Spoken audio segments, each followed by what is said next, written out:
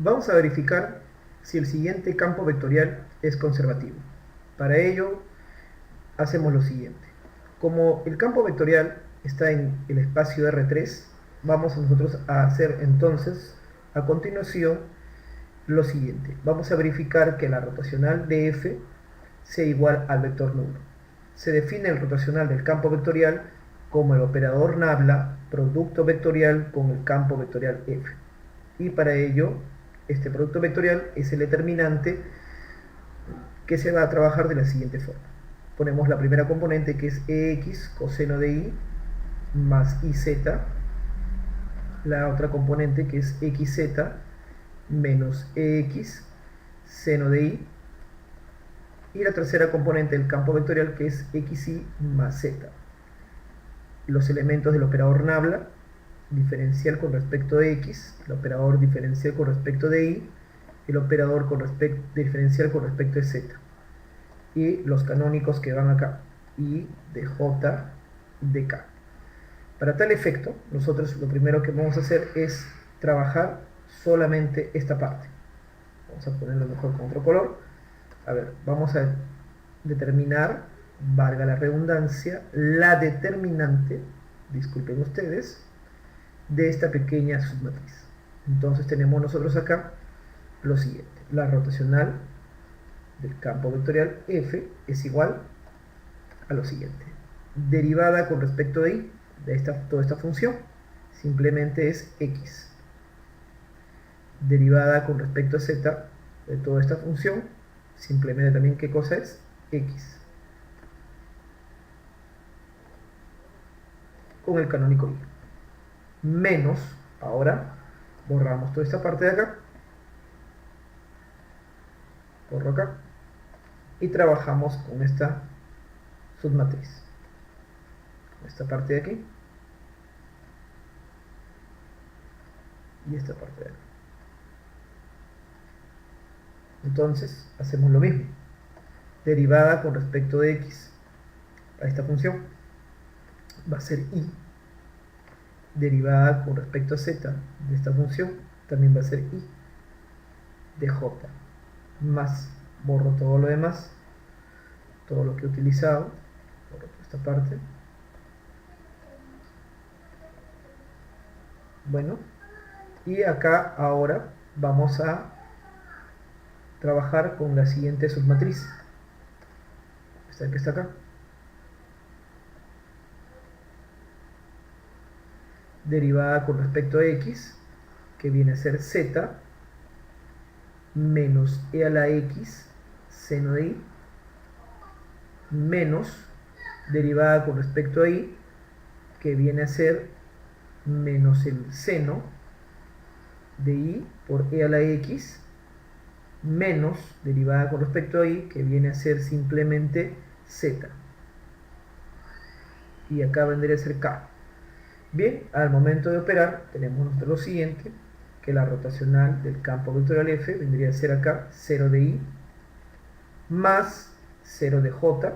Ojo que si deseas le colocas el negativo, pero el 0 no tiene signo. Acá operando tenemos también que es más 0 de K. Y esto de acá se puede escribir de la forma siguiente.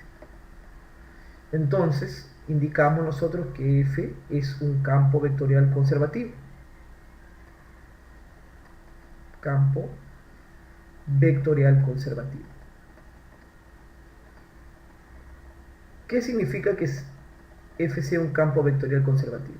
Entonces quiere decir que esta función F, pues este campo vectorial x y z, ¿no? De f, x y z, disculpe, es igual a la gradiente de una función f denominada potencial.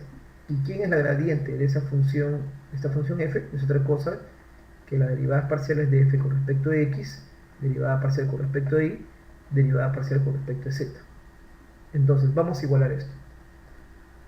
Tenemos que el campo vectorial es e a la x coseno de y más iz xz menos e de x seno de y xy más z, que esto es igual a las derivadas parciales estamos escribiendo a continuación con respecto a la función f.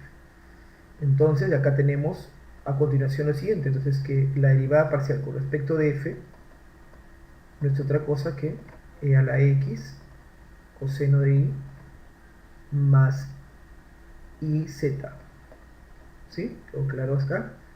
La derivada parcial con respecto de i, obviamente de f, de la función potencial, es xz menos ex seno de i.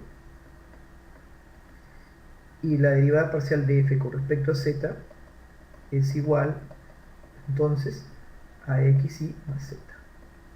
Bien, a ver, yo necesito determinar esa función potencial. Entonces voy a utilizar uno de los métodos prácticos para determinar esa función potencial. Como acá hay derivada con respecto a cada una de sus variables, voy a hacer el proceso inverso, es decir, voy a hacer la antiderivada, en otras palabras voy a integrar con respecto a cada una de las variables. Entonces, por ejemplo, la función potencial f es otra cosa que la integral de e de x coseno de i más iz diferencial de x. Nuevamente también tengo lo mismo acá, x de y de z es igual a la integral de esta función, que es xz menos e de x seno de y, diferencial de y. Y f de x y z es igual a la integral de xy más z diferencial de z. Vamos a integrar con respecto a z.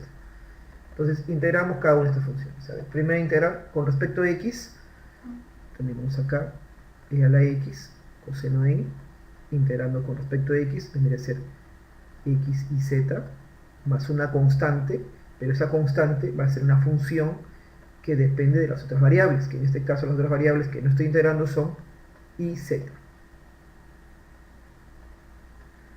Ya, vamos a seguir, a ver acá, integrando con respecto a y tenemos x y z, que es y z por si acaso,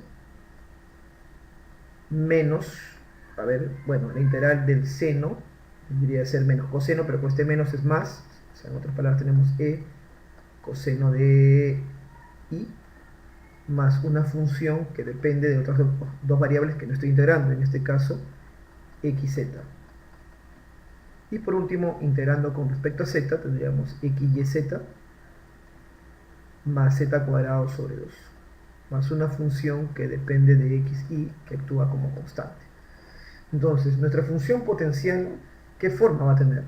Por lo tanto, voy a escribir acá la función potencial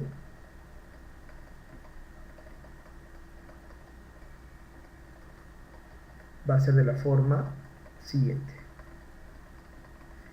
Escribo lo que se repite, que en este caso es x y z, más lo que también no se repite, bueno, en este caso de x, coseno de y, que se repite dos veces, y bueno, hay un elemento que no se está repitiendo que solamente aparece en el último desarrollo de la integral con respecto a z, más una constante c.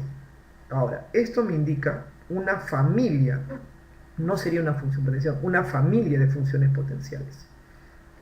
Para un c específico yo voy a tener una función particular, ¿no? Que obviamente su gradiente va a ser igual a este campo vectorial que estamos viendo acá. Así es.